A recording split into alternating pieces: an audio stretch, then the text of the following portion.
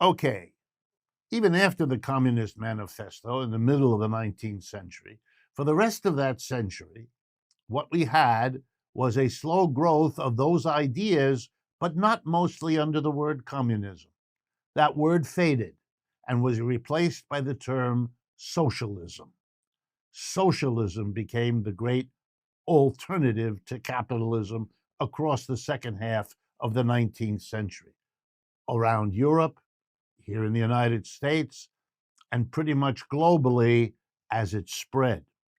But it was always the notion of something fundamentally different from capitalism in ways that ought to make it more attractive, at least in the minds of those who were so persuaded. World War I changed everything.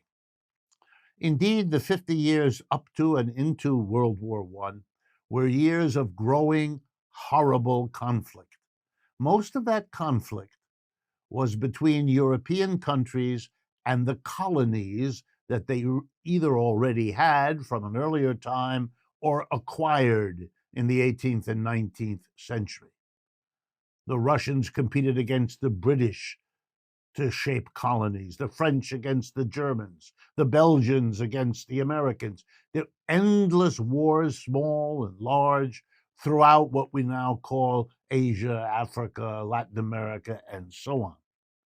And then it all came to a head when the final war, World War I, thought to be final at the time, because it was the worst war human society had ever seen, killed 20 million people, half military, half civilian. But it came after colonial wars that killed many millions more, including here in the United States, where the 18th and 19th century were literally continuous warfare between the Europeans who arrived here and the native people who were systematically destroyed.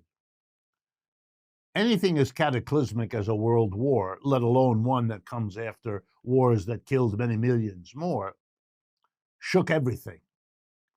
Modern society has never overcome the scars of World War I. And one of the things that happened was to shake socialism. It had grown dramatically from the middle of the 19th century up until World War I, but World War I split modern socialism into two groups. One group